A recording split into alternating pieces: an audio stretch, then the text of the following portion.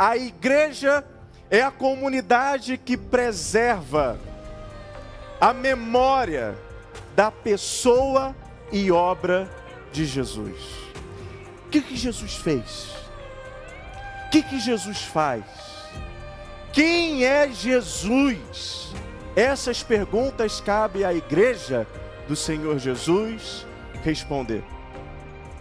E é por isso que nós vemos no texto bíblico que eles perseveravam na doutrina dos apóstolos e no partir do pão. Porque perseverando na doutrina dos apóstolos, no partir do pão, eles reforçavam a fé uns dos outros. Assim, a igreja é essa comunidade que preserva a memória da pessoa e obra de Cristo Jesus. Olá, meu caro e minha cara, hoje nós temos uma celebração especialíssima com a Ceia do Senhor, onde estaremos dando o sermão com o tema Por que estamos aqui? Que o Senhor possa falar profundamente ao seu coração.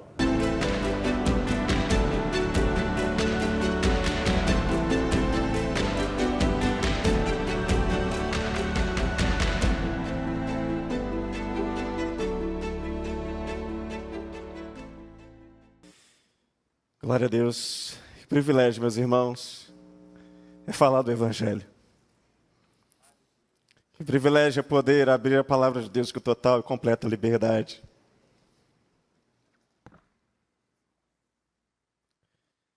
A gente recebeu agora há pouco um vídeo do pastor, ele chorando, depois da realização dos batismos. Porque aqueles irmãos, eles têm perigo de vida agora.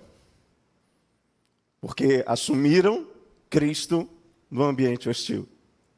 A gente não faz a mínima ideia do que vem a ser isso. Na década de 80 e 90, eu, falando aqui no bom português carioca, era zoado na escola por ser Bíblia. Querer ir para a igreja ao invés de ir para a praia. Que coisa ridícula é isso, em detrimento desses irmãos que hoje foram batizados. Às vezes sendo expulsos da sua casa, em que o perigo de vida, primeiro, ele corre pela denúncia dos seus pares, seus parentes. É dureza. Mas até voltar, ou chamar, que na força do Espírito Santo eles possam permanecer em Cristo. Que na força do Espírito Santo nós possamos permanecer em Cristo. Um beijão para o meu pastor, se ele conseguir nos assistir. Muito obrigado pela oportunidade. Muito obrigado, Senhor, também pela oportunidade de estar aqui com os irmãos. Os irmãos que me conhecem um pouquinho mais, sabem que por muito pouco eu não sou historiador. Durante todo o meu segundo grau, eu gabaritei história. Gabaritei, foi da primeiro ano do segundo grau ao terceiro ano do segundo grau, nota 10. Nada diferente disso. Eu tinha toda a história arrumada na minha cabeça. Cheguei a passar para o UFRJ, mas não fiz a minha inscrição. Foi naquela época que a UFRJ tinha mais greve do que aula. Acabei fazendo administração de empresas, depois teologia. Mas eu estou falando isso porque quando a gente olha para a história da igreja, um dos momentos mais difíceis que a igreja viveu foi a segunda quinzena do mês de junho do ano 313. Para ser mais exato, no dia seguinte ao dia 13 de junho de 313. O que acontece nesse dia? Nesse dia, o imperador Constantino, imperador do Ocidente, junto com Licídio, que era o imperador do Oriente, eles conjuntamente fazem o tal chamado Edito de Milão. Nesse edito de Milão, o Império Romano, ele então agora passa a ser neutro em relação à religião. As pessoas poderiam ter no Império Romano a religião que quisessem.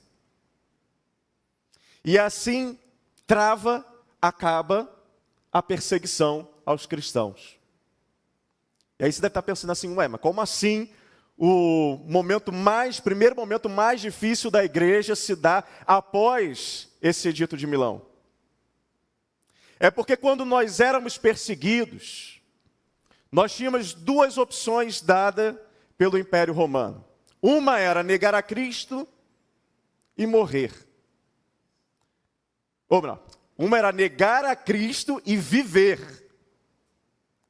E a outra era ratificar a fé em Cristo, ou seja, confirmar a fé em Cristo e morrer.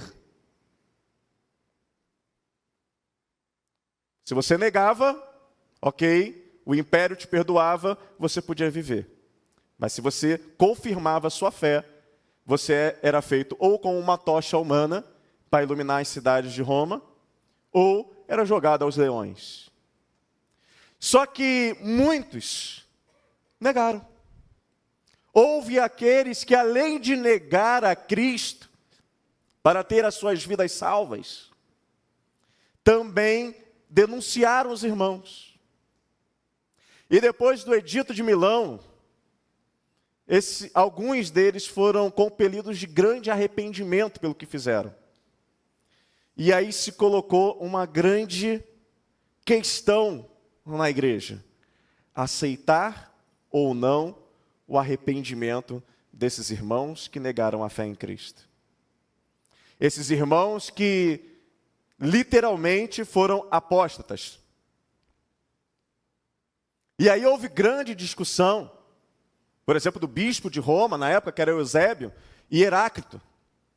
Um muito reticente para poder aceitar esses irmãos, e outro mais aberto para aceitar o arrependimento desses irmãos. Mas a ferida, a chaga do corpo de Cristo estava feita. E na força do Espírito Santo, a igreja conseguiu ultrapassar essa dificuldade.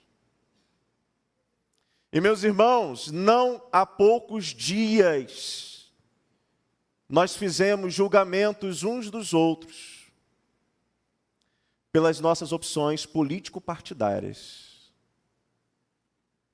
Meus irmãos, dividir é muito fácil, porque o inimigo está empenhado em fazê-lo.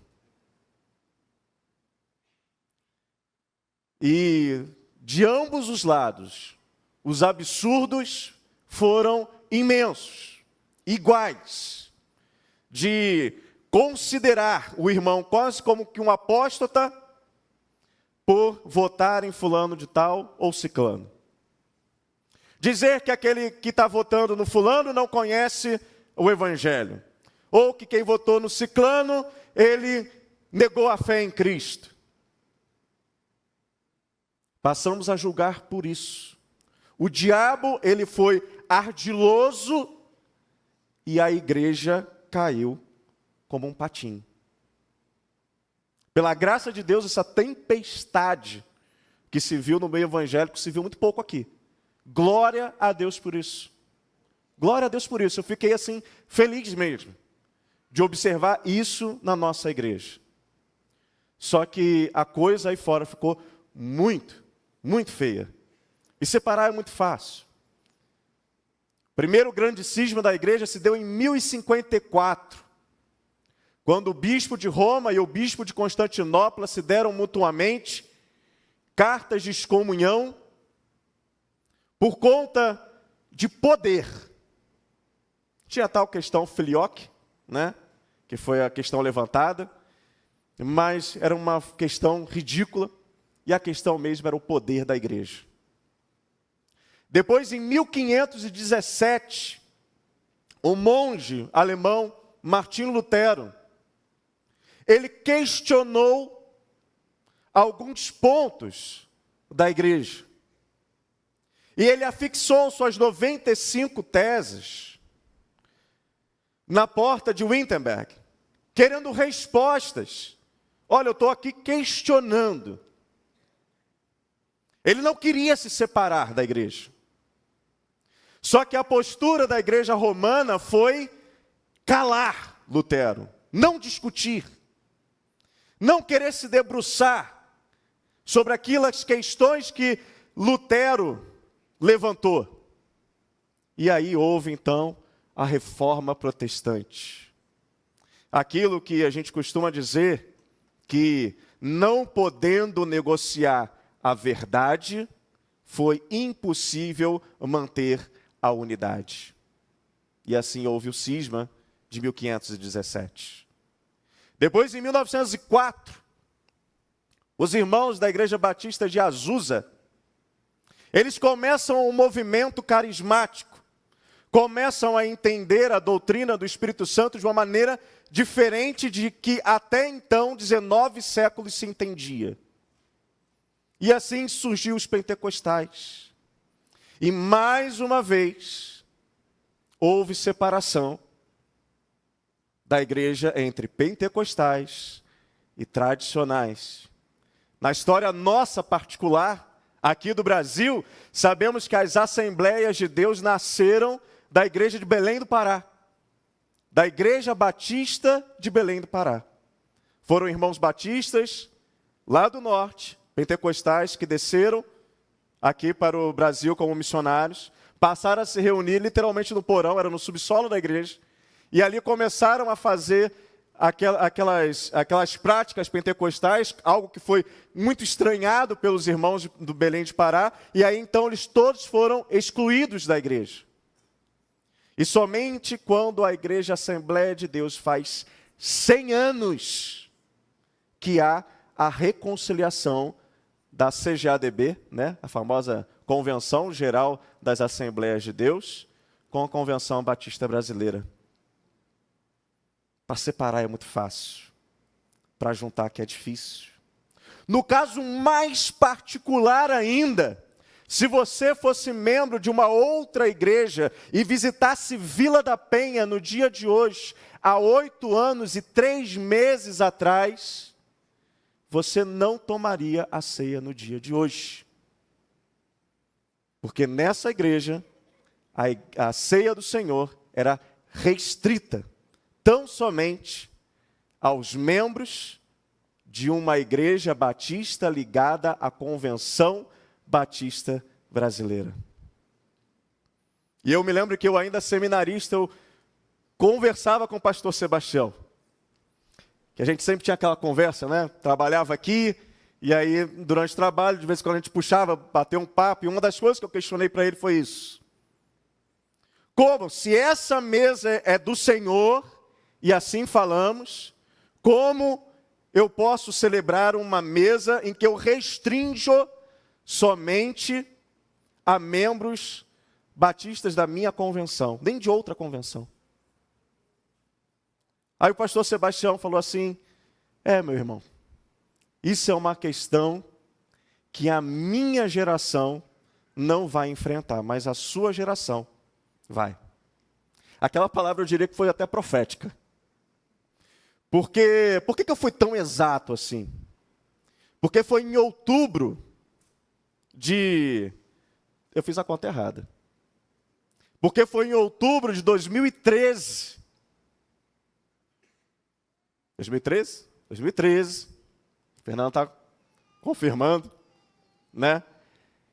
Em que eu fiz a minha sabatina, meu concílio de ordenação ao ministério. E eu falei para o pastor, à época aqui da igreja, que presidiu o meu conselho, pastor João, não Gomes aqui que está conosco, né? Pastor João Melo. Eu falei assim, não vou iniciar o meu ministério mentindo. Se me perguntarem que tipo de ceia eu advogo, eu vou dizer, a ceia livre, que é aberta a todos os membros que estejam em comunhão com as suas igrejas. Aí ele falou assim, rapaz, isso vai dar problema. Aqui em Vila da Penha é restrita. Embora ele também concordasse que tivesse que ser livre. Bom, o meu examinador, ele me faz a pergunta, quais são os tipos de ceia? Olha que coisa absurda, meus irmãos. Essa pergunta, ela já é absurda. Como assim? A instituição da ceia é única. É só olhar os evangelhos, é só olhar a carta de Paulo aos Coríntios. Que invencionice é essa de dizer que existem tipos de ceia? Mas aí a gente inventava esse troço e dizia que tinha ultra restrita, restrita e a livre. E aí eu expliquei todas essas três. E pela graça do bom Deus, o meu examinador não me perguntou qual é a que eu adotaria.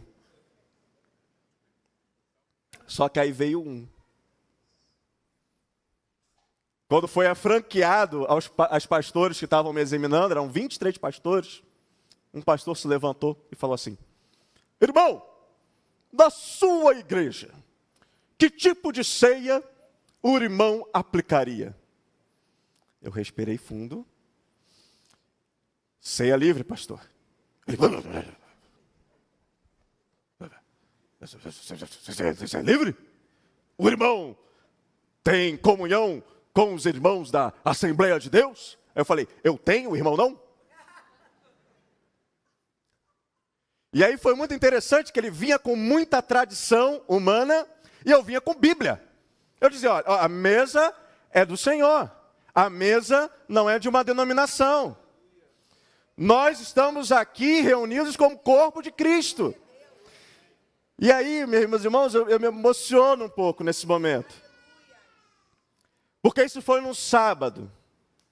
E no terceiro domingo de outubro de 2013, o pastor da época, que era o pastor João, ele faz era culto de ceia, era terceiro domingo.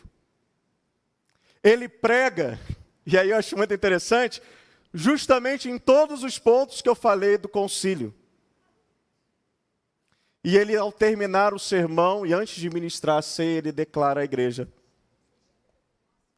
que a partir daquele momento, a igreja de Vila da Penha celebraria a ceia livre.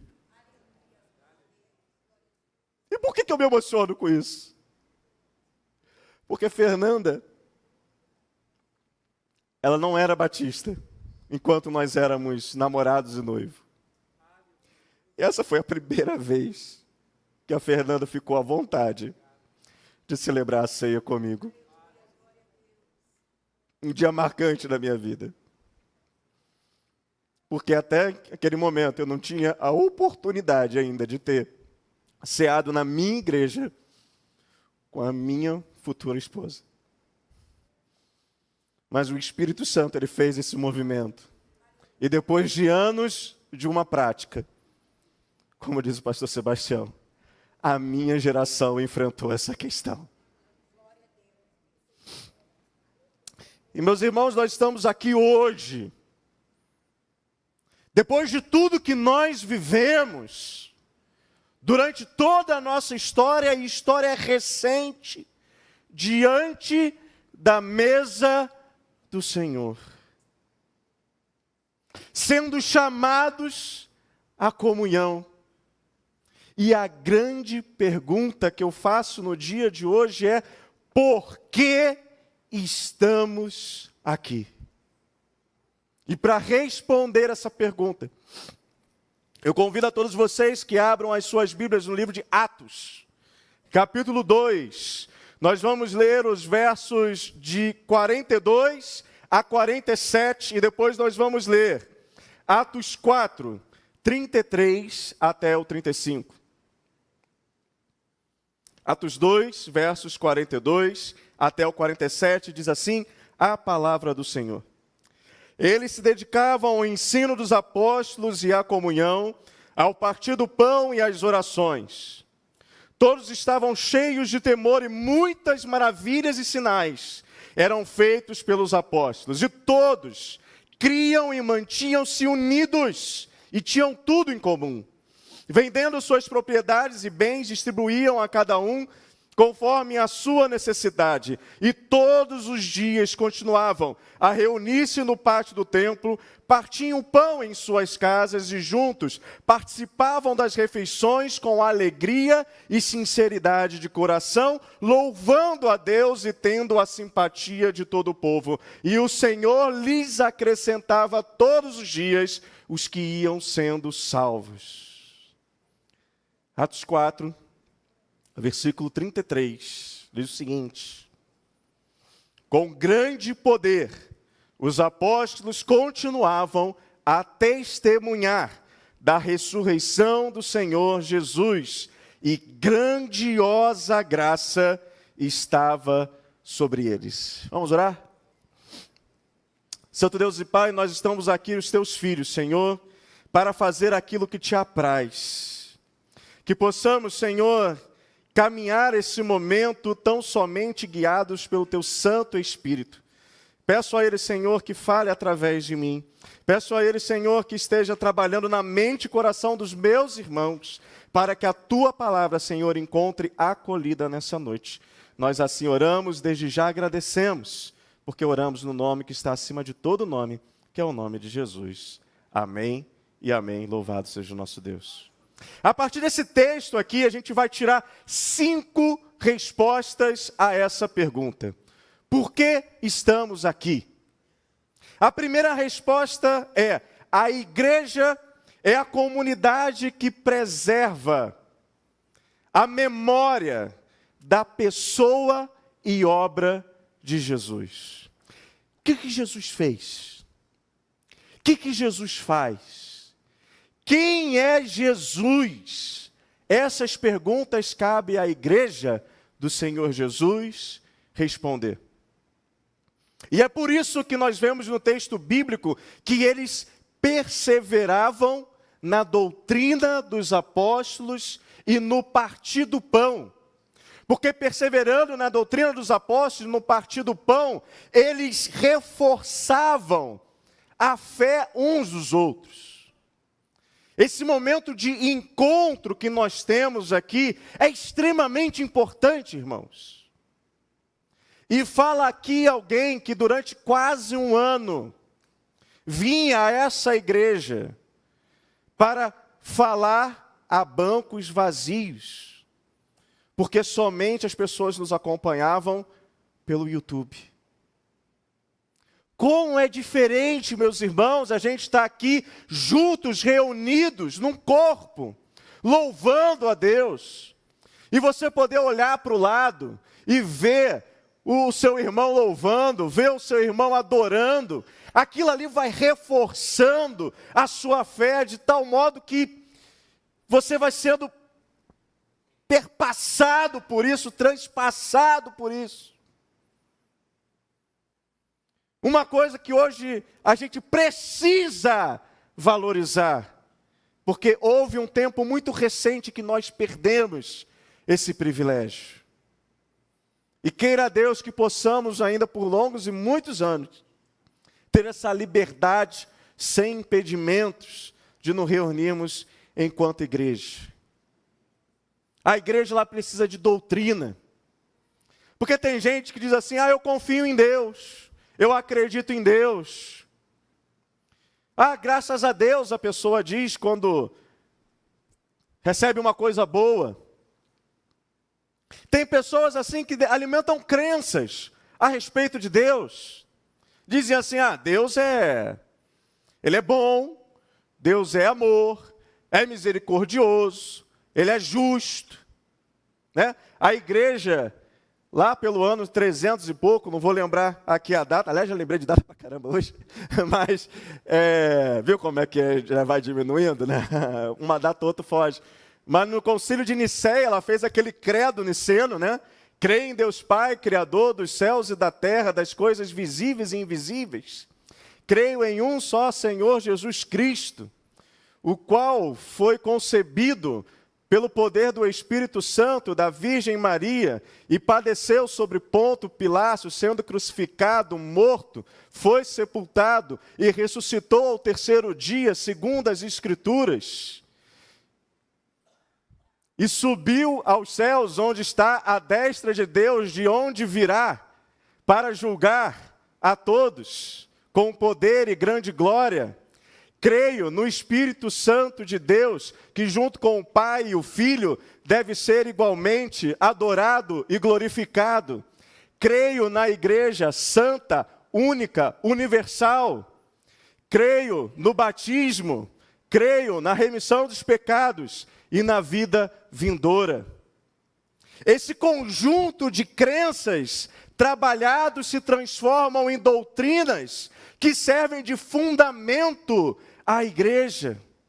Por isso que a igreja perseverava na doutrina dos apóstolos.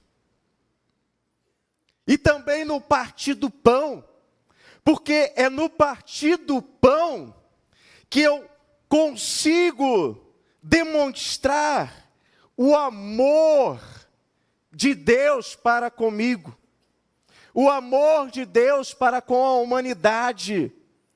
É uma ordenança outorgada pelo próprio Cristo para trazer à memória aquilo que Ele fez por cada um de nós. E o apóstolo Paulo, ele diz ao jovem pastor Timóteo: lembra-te de Jesus Cristo, que é da descendência de Davi, que ressuscitou dos mortos segundo o meu evangelho. Assim, a igreja é essa comunidade que preserva a memória da pessoa e obra de Cristo Jesus. Mas a igreja também, ela se presta ao papel de manter vivo o mistério, de manter viva a esperança em algo extraordinário de Deus, para além daquilo que se pode ver, para além daquilo que é visível, porque nós sabemos que Deus está aqui, nós sabemos que Cristo está aqui, porque quando 2 ou 3 estiverem reunidos em seu nome, Ele diz: eu ali estarei. Nós sabemos que o Espírito Santo de Deus está aqui, trabalhando nos nossos corações, falando conosco, convencendo a cada um do seu pecado, da justiça de Deus, do juízo de Deus. Ele está aqui. Como disse Paulo, nele nós vivemos, nos movemos e existimos. Deus é este Deus maravilhoso, que se manifesta, que surpreende, que contraria a realidade, que contraria prognóstico, que contraria diagnóstico, que Ele quebra lógicas, que Ele faz milagre, que Ele opera maravilhas. E a igreja é essa que vive a realidade do mistério de Deus, que a esperança de algo extraordinário que Deus faz e realiza entre nós. Milagres impressionantes, como tivemos agora há pouco da nossa irmã Genilda, que numa quarta-feira oramos por ela. Uma cirurgia delicada ela tinha a fazer. E oramos por ela e falamos assim: Senhor, faça um milagre, mas faça a tua vontade. E Deus realizou um milagre, porque na mesa de operação o pessoal acordou ela e falou: sai daí, não tem nada para poder te operar. É esse vivo mistério, é essa viva esperança que Deus ainda age no mundo. E nós vemos isso no texto, quando eles realizavam sinais e maravilhas, e havia temor, o assombro diante do mistério de Deus. Milagres grandes, mas milagres pequenos também. Aquele milagre, sabe, que quando você fala com a pessoa certa, no momento certo, naquele momento que você recebe aquele telefonema certinho, recebe aquela palavra que você precisa receber, essas coincidências que são as providências de Deus na nossa vida. Esse milagre, esse mistério de Deus que a todos nós perpassa.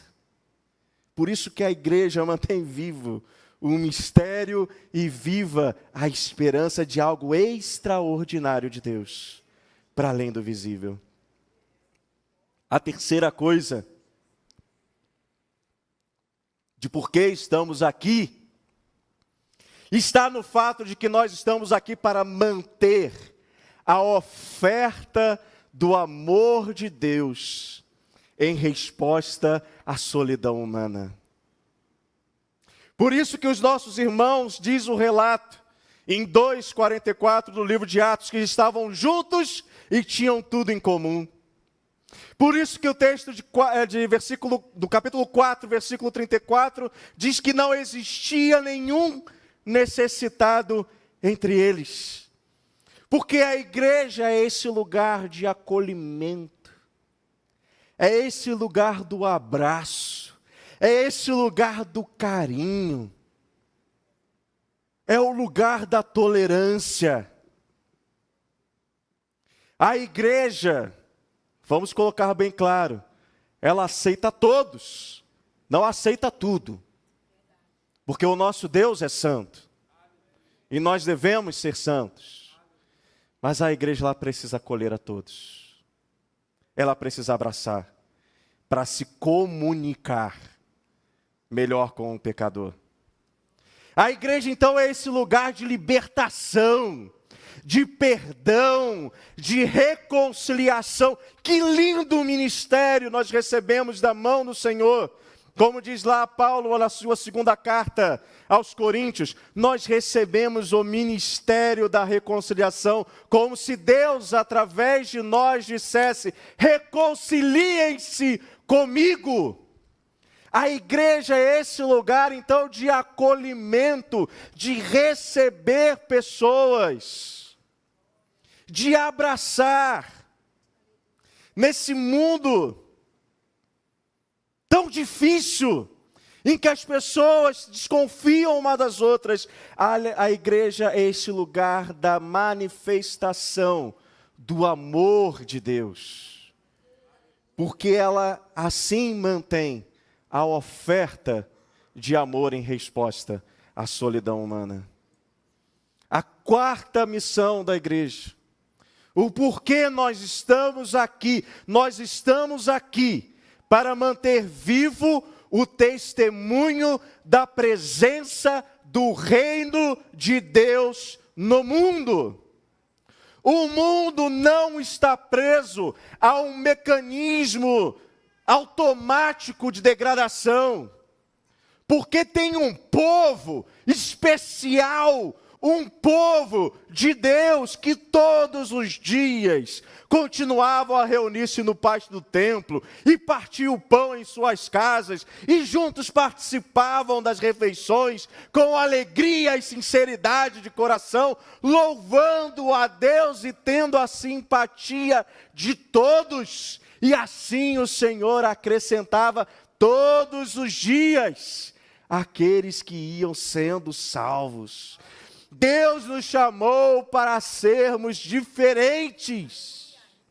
E aí eu preciso abrir outro parênteses. Deus nos chamou para sermos diferentes e não esquisitos.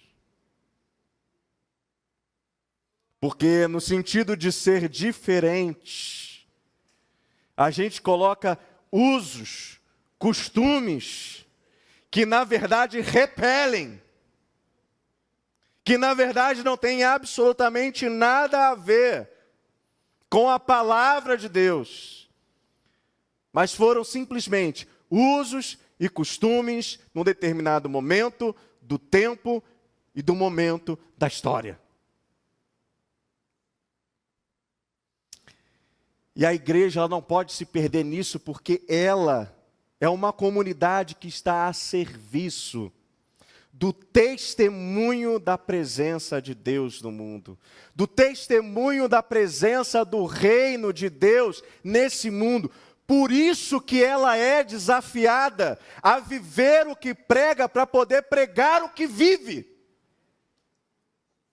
Por isso que nós somos convidados a formar em nós o caráter de Cristo. Há possibilidade de viver diferente. É essa a palavra da igreja. Há uma possibilidade de viver diferente. E nessa possibilidade de viver diferente, nós apontamos ao Cristo. Vocês lembram quando Filipe encontra Natanael? Natanael está ali debaixo da árvore, pegando uma sombrinha. E aí Filipe vira para Natanael e diz o seguinte: Natanael, achamos o Cristo. E ele fala para Natanael o seguinte: vem e vê. Só que Cristo não está mais entre nós. E aí eu me pergunto se as pessoas estão vendo Cristo em você. Porque nós temos uma maneira de viver diferente. Quer viver segundo a mente de Cristo. Agir como Ele agia, falar como Ele falava.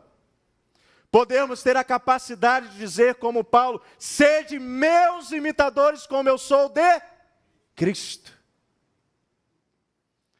Será que eu aponto Cristo na minha vida? Precisamos, meus irmãos, ser esse povo que atrai, esse povo que aglutina, que é diferente sim, mas que é diferente por uma coisa boa, de maneira que as pessoas dizem assim: eu quero fazer parte desse povo. Tem algo diferente. Me diz o que tem de diferente na sua vida, porque eu quero isso para a minha também. Qual foi a última vez que você escutou isso? Na sua escola, no seu trabalho, no seu vizinho? Me diz aí o que você tem de diferente. Ou será que você não está fazendo a diferença? E o outro motivo, o último motivo de por que nós estamos aqui, é para manter viva a realidade da ressurreição de Cristo. O texto do capítulo 4, versículo 33 diz o seguinte: com grande poder, os apóstolos davam testemunho da ressurreição de Cristo.